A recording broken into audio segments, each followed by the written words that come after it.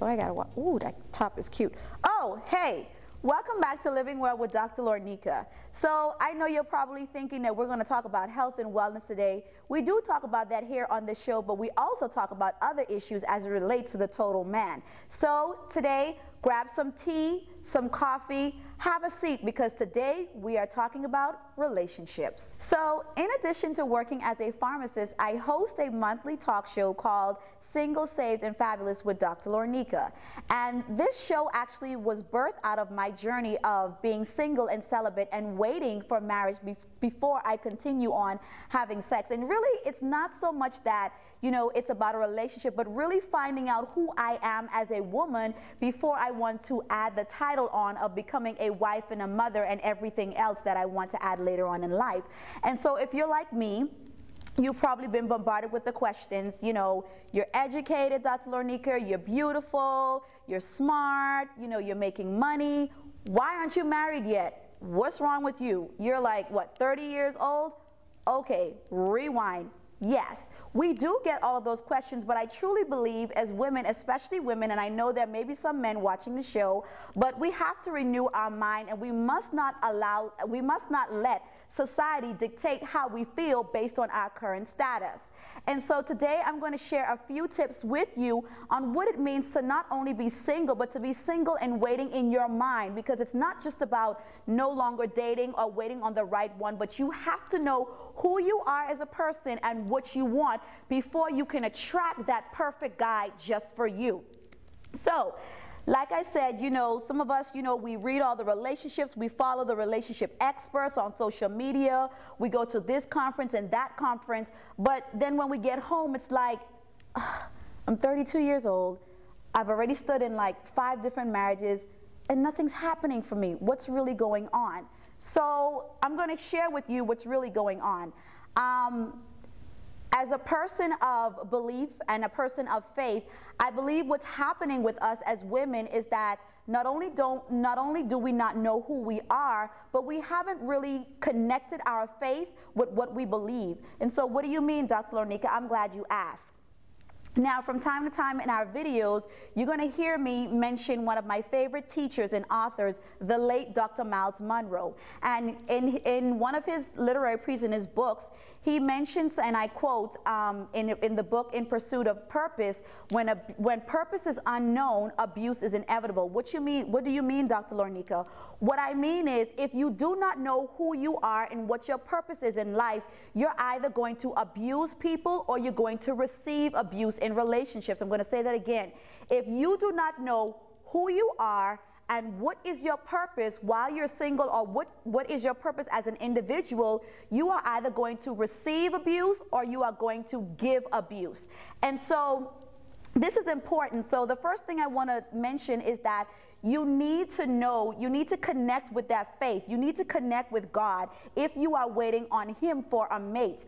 The Bible talks about, one of my favorite scriptures is Matthew 6:33, which says, to seek first the kingdom of God and everything else will be added unto you. What is that everything else? The money, the business, the entrepreneur, the finances, the lover that you are waiting on, you know, your desires, your aspiration, whatever it is that you are believing God for, whatever you desire to see come to fruition in your life, you have to connect with God and you have to stay connected to Him, because He is the one that's going to connect you with that man or with that woman that is just right for you. And the reason why I am stressing just right for you, because we've come to believe that there is a perfect person out there. No one is perfect. I'm going to say that again. No one is perfect, but there is someone out there that is perfect just for you. So, my question today to you is, do you believe that there is someone out there for you,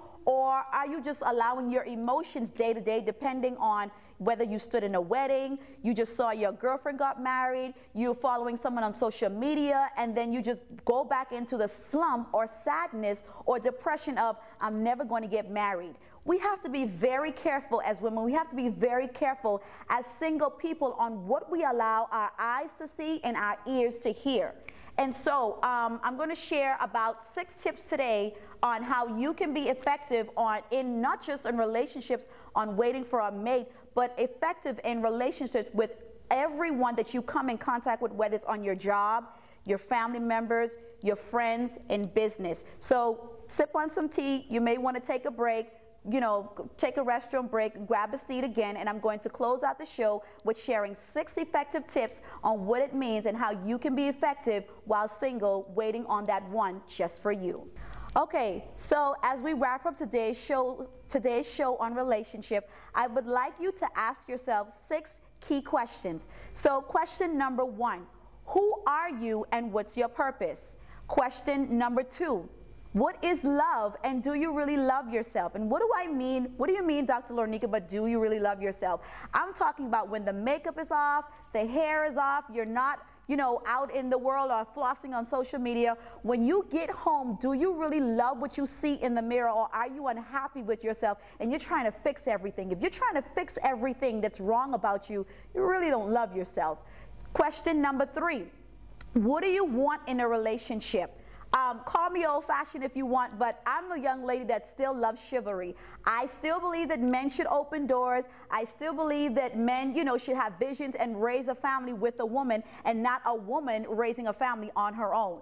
Question number 4, what do you believe? Do you believe you're going to get married, or do you believe, I'm not going to get married, I'm already 35 years old, I'm not going to have any kids, no man want me, so I'll just settle. The moment your belief system is not in place, you are going to settle for the next best thing or the next man that walks into your life, and he really, really doesn't know who you are. So, question number 5.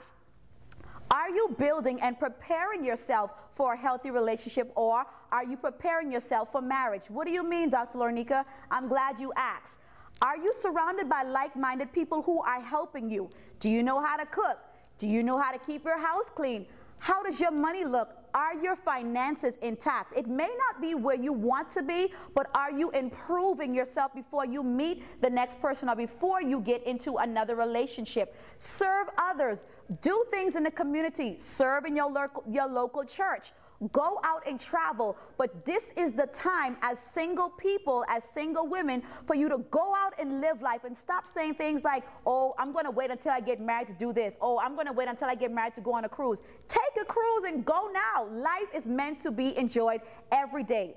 Question number 6, last but not least, are you confident being single? If you're not confident being single, then here's the part that may hurt. I'm sorry, but I'm going to give you the truth. Why should God send you a relationship? Why should God give you a man or a woman if you are not confident with where he has you now? So thank you again for tuning in as we discussed a relationship. And remember, let's get back to living well with Dr. Lornika.